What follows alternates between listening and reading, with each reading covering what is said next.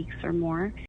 But just letting them know that it's okay to talk. I think it's getting that conversation out there and being able to talk openly about what's happened, and just letting them know that there are places available in the community.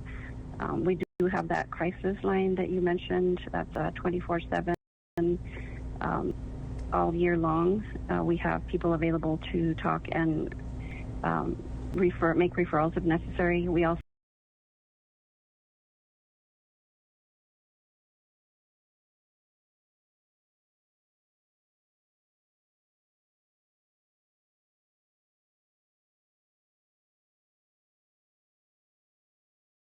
is available in the community for counseling, so that's available as well.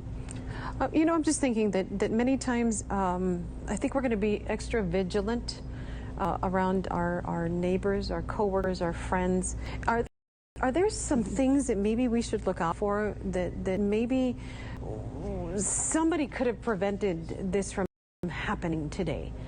What can we do? How can we be more proactive and help somebody who is maybe a little off or is maybe going through some tough times?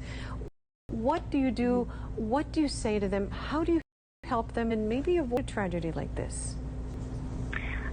Again, I think it's just being observant and seeing those what might be little changes, and some of the comments that they may make can be disturbing to the family, and they take them lightly, but it's important to see what's going on and listen to that individual. And some people make comments in anger, and it's important to take things seriously, especially if they're saying it or mentioning things more than one time.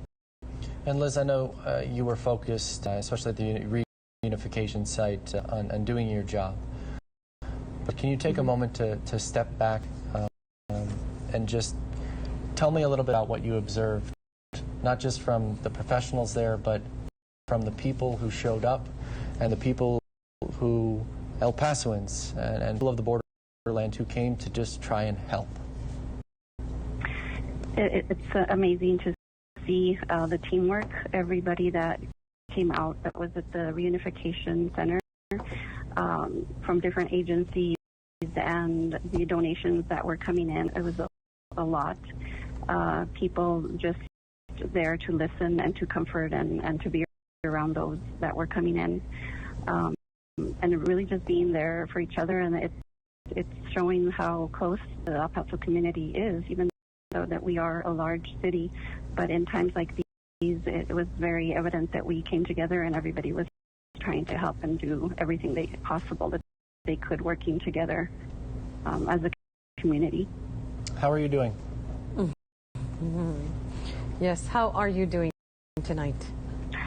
I'm doing well. It's been emotional, but I have a great support team, and we have each other to look out for and constantly just reaching out for support. So we have a great community team. Does anybody ever ask you how you're doing? Yes, okay, we're doing that quite a bit today. Good. And I made sure that I asked my colleagues, are you doing okay? And especially after they were speaking to some of the individuals there, just checking in with them, making sure they're okay. Absolutely. I think that's some good advice to your friends and to your neighbors and reaching out. I've been getting several text messages saying, how are you? And I respond, I'm good. How are you? Just trying to get through. I just read something to make sure to tell everybody that we are not broken. Well, we're healing. Yeah. And the healing hasn't really even started. Yeah. Right. Liz, thank you so much for taking a few minutes tonight on this Saturday night. I wish it were not under these circumstances. Thank you so much as well. Thank you. I believe we now have Madeline Ottilie, who is also live in East El Paso. Madeline's been live out at the reunification center, which we were just discussing with Liz Urban all day long. And do we have Madeline live once again? Yes, we do. We do. Okay, let's send it out to Madeline.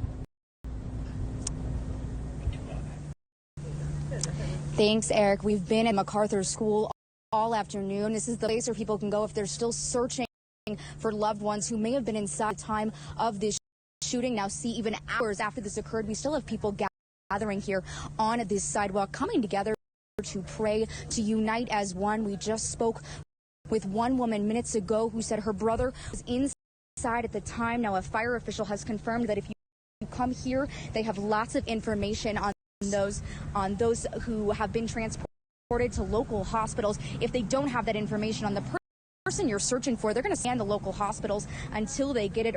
Earlier today, an outpour of volunteers were out here. They are at capacity now for volunteers and donations, but we were able to speak with one woman earlier who talked about why it was so important for her to be here.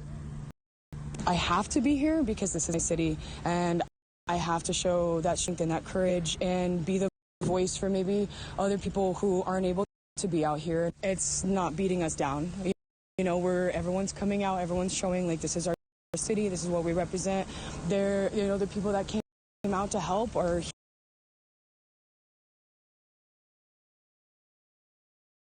for the city and for the greater good. So even though the poll to make sure you actually know you are a friend or family member of the person you're looking for, you also have to do it in person. So once again, that address is 8101 Whitus Drive at MacArthur School, because it's a privacy concern to give that information away over the phone. Reporting live on the east side at MacArthur School, Madeline Otterly, ABC 7. Okay, Madeline, thank you very much. I got this text message. There's a group of heroes that have not been recognized are the Walmart employees. I was one of the customers evacuated out the back through the stockroom. They acted professionally, calmly, considering the circumstances, stayed behind to help people evacuate, foregoing their own safety. Now, we were told that by the police department that the Walmart was at capacity, up to 3,000 people there, plus 100 employees at the time. And so a lot of heroes, and we're going to see a lot of those people who just stepped in and do what they had to do. This is El Paso. And what's the first thing that comes to mind, at least for me, and I think for many people, when it comes to Walmart, you think of the greeters that are at the door, and oftentimes they have those smiley face stickers, and that's someone you may see the second you walk in. But yes, we were told that there were as many as 100 plus employees, up to 3,000 people inside that store at the time when the first active shooter call came out. 10:39 this morning, the response swift. Within 6 minutes. 10:45 was when the first responder arrived on the scene.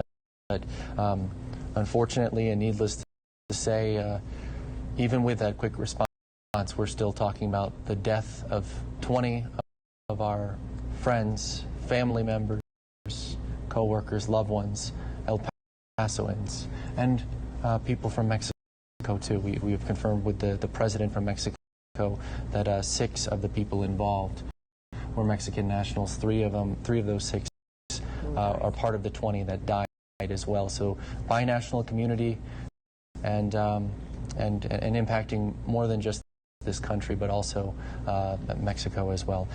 Let's go back to Stephanie in the Alert Center. Stephanie, what else do you have? So I just wanted to go over some tweets that we've been tracking this afternoon, this evening. Saw the U.S. Border Patrol chief tweeted that agents responded along with all available federal, state, and local law enforcement partners to the horrific active shooter event in El Paso today.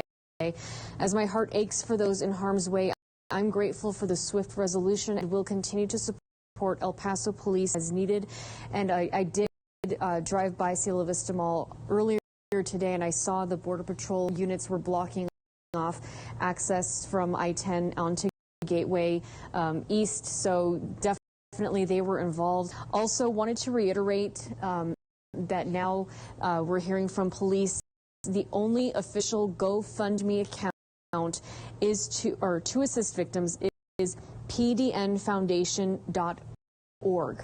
So again, that's from Paso Police. The only official GoFundMe account to assist victims is pdnfoundation.org. I do want to point out there is a different foundation. It is started by the El Paso Community Foundation. We have